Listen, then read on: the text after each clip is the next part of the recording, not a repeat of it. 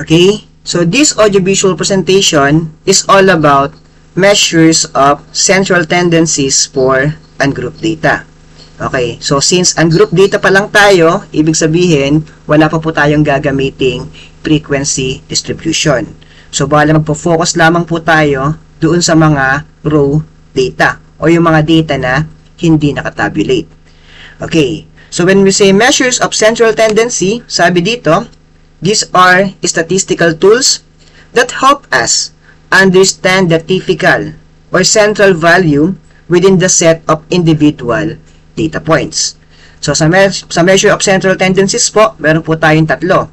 The mean, median, and mode. Okay. Simulan po muna natin sa mean. The mean is also called average. So, paano po ba natin kinakalculate ang mean ng ungrouped data? So, sabi dito, the mean is the sum of all values in the data set divided by the total number of value. So, we perform two operations, class.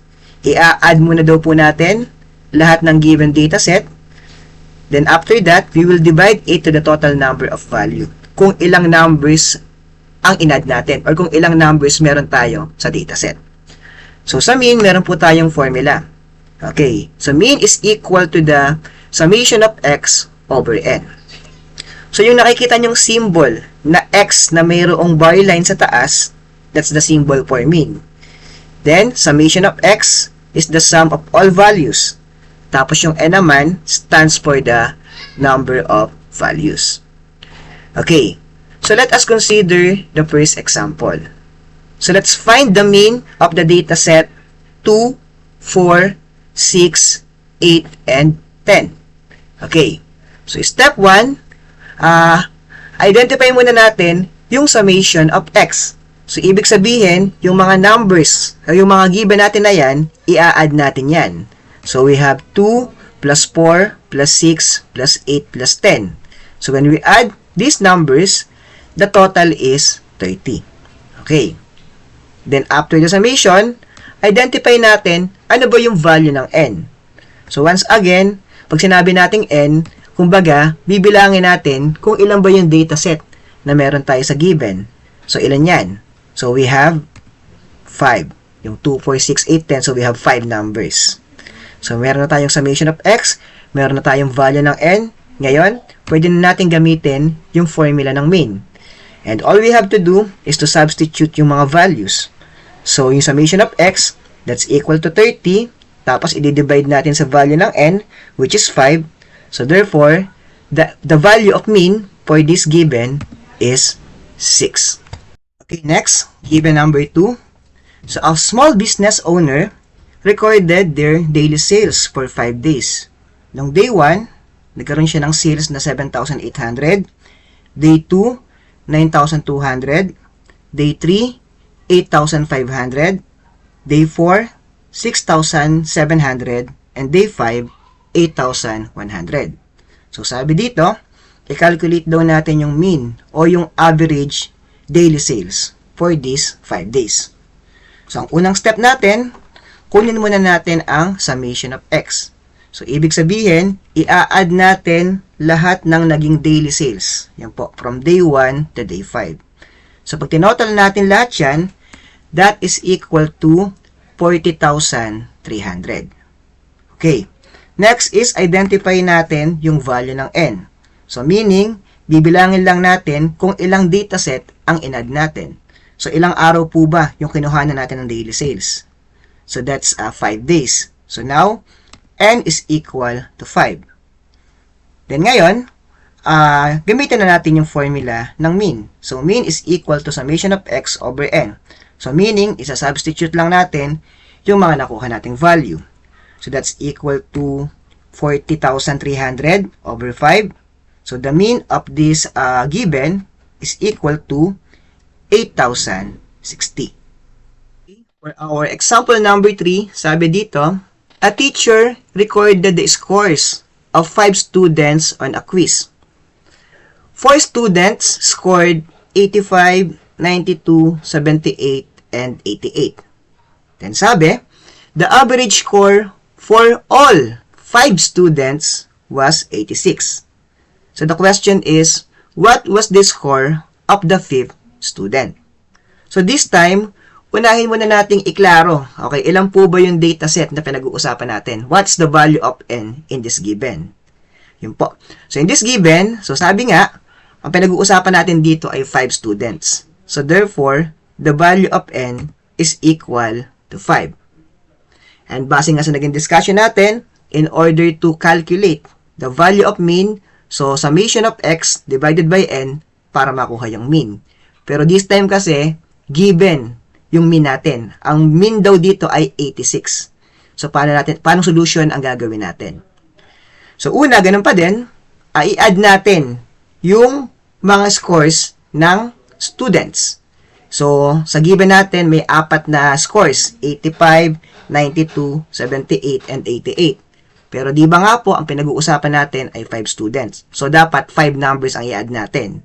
So, dahil missing yung 5 students natin, so, i-denote muna natin siya as plus x. Yan po. So, these are the 5 numbers na i-add natin. Then, after we get the summation, i-divide natin siya sa value ng n, which is 5. Okay. Then, that's equal to the average. At ang average natin, class, sa given ay 86. Okay. So, bali, ang objective natin this time is ma-solve natin yung value ng x. Sige po. So, how can we do that? So, next step natin, i-add muna natin yung mga numbers, yung mga scored ng 4 na students. Okay. So, pag in-add natin yung nasa numerator, so it will become 343 plus x over 5.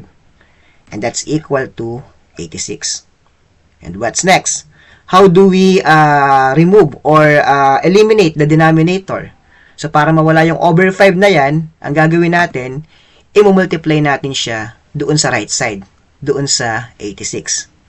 So, now, our equation become 343 plus x equals to, yan, yung product ng 86 and 5, that's equal to 430. So, ngayon, what property of equality ang gagamitin natin para ma-solve yung x? So, we will use the subtraction property of equality. So, ibig sabihin, ima-minus natin both side yung equation natin sa 343. So, ang tendency niyan, makakancel na yung 343 sa left side. So, to obtain the value of x, we just simply perform subtraction. So, therefore, the value of x is 87. So, meaning, ang score ng 5th student sa given natin ay 87. So, now, let's talk about the median. So, median is the middle value in the dataset when the values are arranged in ascending order.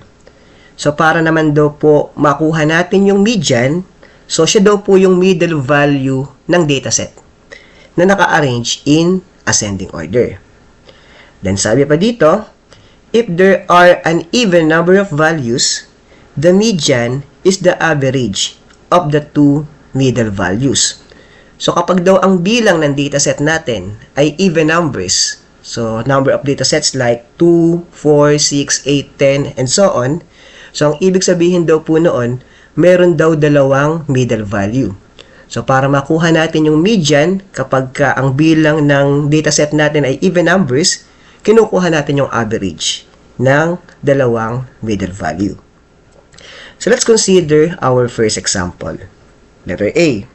5 friends weighs their pumpkins at fall festival in kilograms. So, ito po yung mga measurement.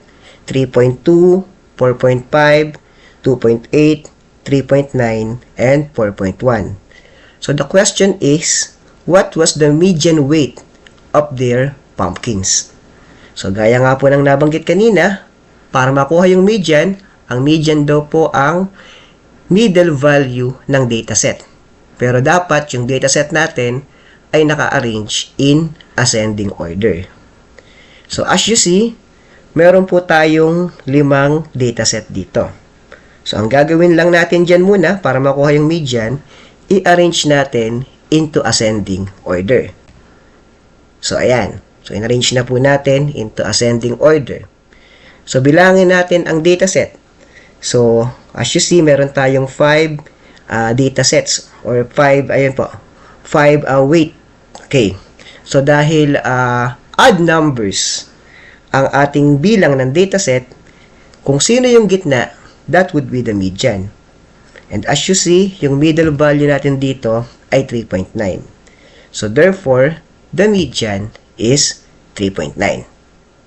So, for our given number 2, sabi dito, a gardener measured the heights of 6 sunflowers in centimeters. So, the measures are 115, 102, 97, 128, 110, and 121. Yun po. So, maliwanag na binanggit sa given na mayroon tayong 6 na dataset. Okay. So, ang unang gawin natin is i-arrange muna natin yung 6 na dataset na to in ascending order. So, yun po. I-arrange natin. Okay, class. So, 6 ang ating dataset. Meaning, even number ang bilang ng dataset. So, ibig sabihin, meron tayong dalawang middle value. At ano yung dalawang gitnang number natin? Yan. So, that's 110 and 115. So, para po makuha natin yung value ng median, ang gagawin natin dyan sa dalawang middle value na yan, i-add natin, tapos i-divide sa 2. So, madaling salita, kukunin natin yung average. So, let's evaluate. 110 plus 115 over 2, it will become 225 over 2. So, i-evaluate natin, 225 divided by 2. So, therefore, the median is equal to 112.5 centimeters.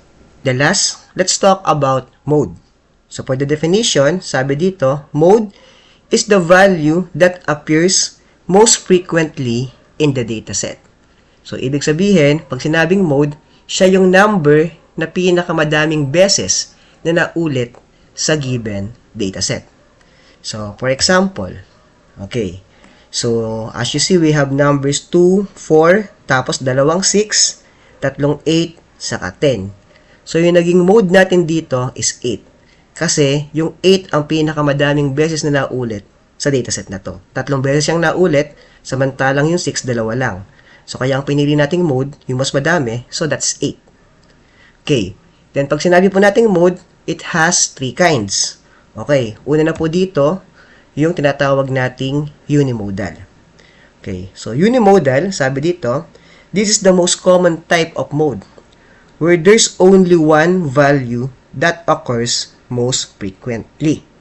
So, when we say unimodal, ibig sabihin, meron lamang isang number na madalas na ulit doon sa dataset.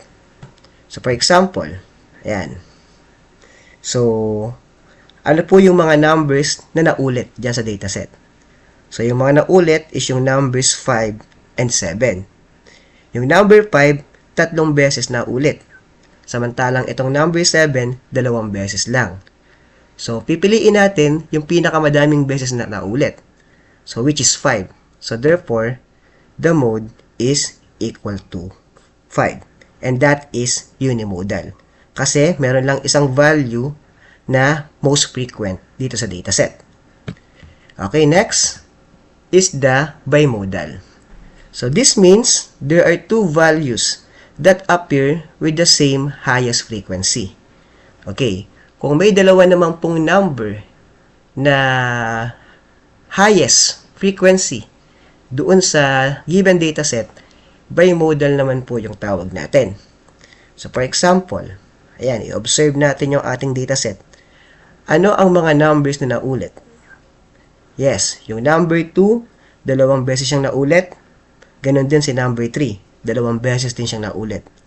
Dahil ang number 2 and number 3 ay parehong dalawang beses na ulit dito sa ating dataset, therefore, ang mode natin ay dalawa. Mode are 2 and 3. At ang tawag natin dyan ay bimodal. Okay? Then, third is called multimodal. So, this means there are 3 or more values that appear in the same highest frequency. So, kapag naman daw po mayroong tatlong numbers na highest frequency doon sa dataset, 3 or more numbers na highest frequency doon sa dataset, ang tawag natin doon ay multimodal. So, let's consider this example. Okay. So, ano-ano ba ang mga numbers na naulit? So, these are numbers 2, 3, and 4. So, yung numbers 2, 3, and 4, silang tatlo, pareha silang 2 beses na naulit. So, dahil silang tatlo ay pareha sa 2 beses na naulit, ibig sabihin, tatlo yung mode natin sa dataset na to. And these are 2, 3, and 4. So, dahil tatlo ang ating mode, ang tawag natin dyan ay multimodal. Hindi ko lang pala nasulat sa presentation. Pero ang tawag dyan ay multimodal. And last naman, no mode. Okay, so no mode naman po ang ilalagay natin if all values in a dataset appear only once. So, there is no mode. So, kapag wala naman daw na ulit na number doon sa dataset, so ibig sabihin, walang mode doon sa dataset na yon.